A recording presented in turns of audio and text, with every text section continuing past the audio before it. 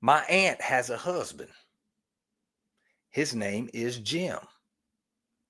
Jim has drank beer, and I like Jim. I'm going to say all this in a good way because Jim is my buddy. Jim has drank beer and done other things since he was very young, and chain smoked cigarettes since he was very young. Jim is now in his 70s. He got cancer real bad about 3 or 4 years ago. They removed his whole jaw. The whole bone was all infected with cancer. They took the whole bone out. Then it spread some more. They came in and took some more, took all type of stuff out. So that he got out here just a piece of, it's like pieces of metal and all type of other stuff sticking out of his face right here. He can only open his mouth like that. He's skinny like a skeleton and has been like that for at least 4 years. He can't eat. All he can do is drink like Ensure. And his day consists of this.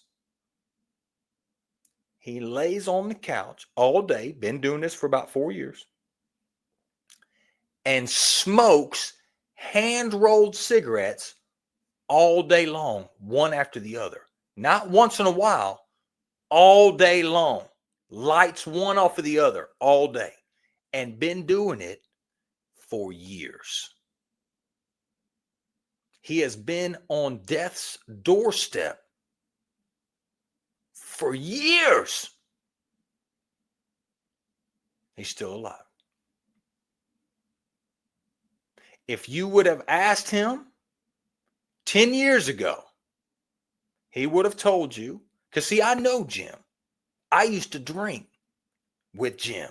I don't know if you know this about your pastor. I was a heavy drinker when I was in my 20s.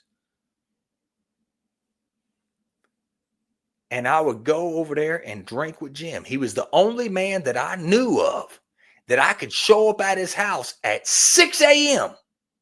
And I've been up all night, 1 day, 2 days, maybe 3 days. And I know that I could go over there and he goes to bed at a reasonable time. He goes to bed at 10 o'clock at night, 11 o'clock at the latest. And I can go over there and knock on the door and he'll wake up and get up and start drinking beer with me right then.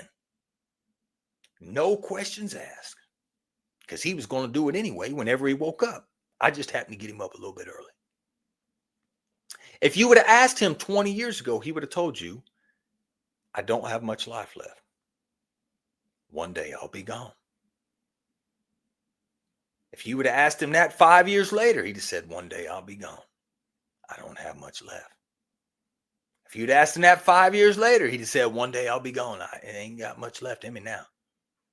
If you would have asked him that 5 years ago, 4 years ago, he would have said the same thing. If you asked him that today, he'd say, one day I won't be here. I will be gone. It's coming soon. I'll be gone soon. And he's still alive. I had a friend when I was a kid. I will tell you how old I was. I was 18 years old. I was almost 19 years old. And I was selling marijuana. I was a pot dealer at that time. And I was selling marijuana, but I was selling it on a pretty good amounts. Okay. Not like some joints or a little bag or something like that. You had to come and get something big from me. You know what I mean? I didn't want to mess with it unless you was coming to get like a half a pound or a pound or something. You know, back then weed wasn't legal. So there was money in it. And I was a kid and we were all smoking pot anyway. And that's what I was doing. And I had a buddy.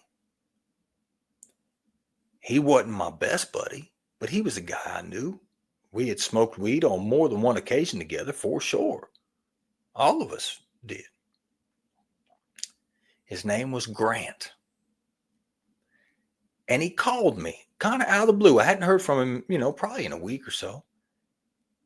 And he said, "Hey, man," he said, "I'm out with a buddy of mine and this girl." He said, "Man, can we come through there and buy a couple joints from you?" And I told him no.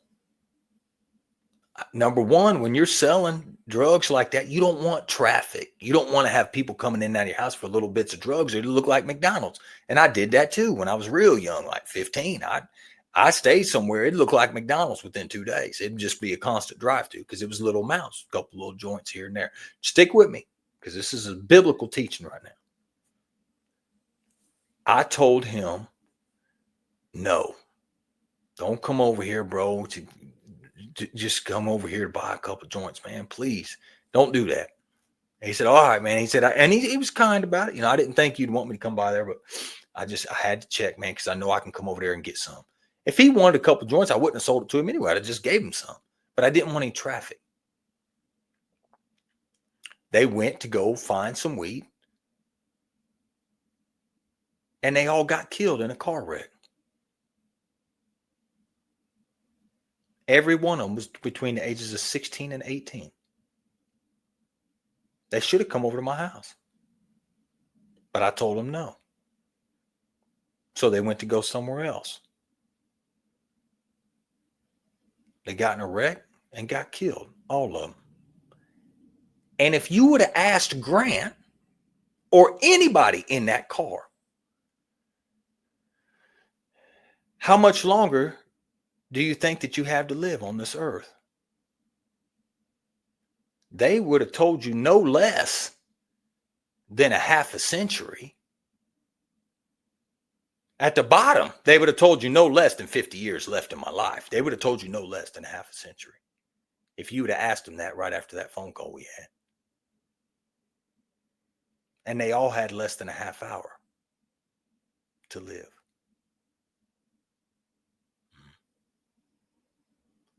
See, the Bible's got a lot to say about time.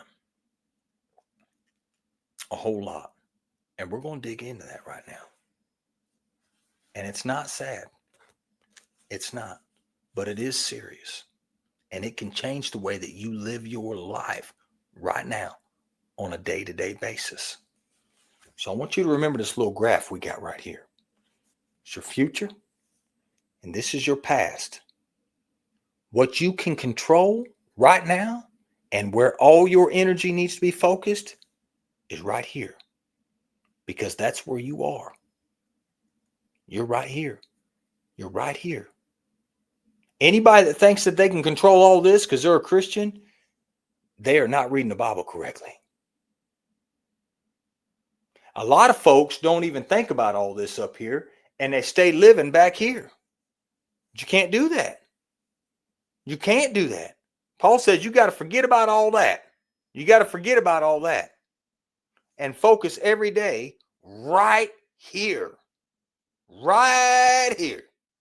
in this area called the present. I want to read a couple more scriptures here. Everybody with me so far? If you're blessed right now, as I'm looking this scripture up, please leave a heart or a thumbs up or drop a comment, please, in the chat and say, I'm blessed.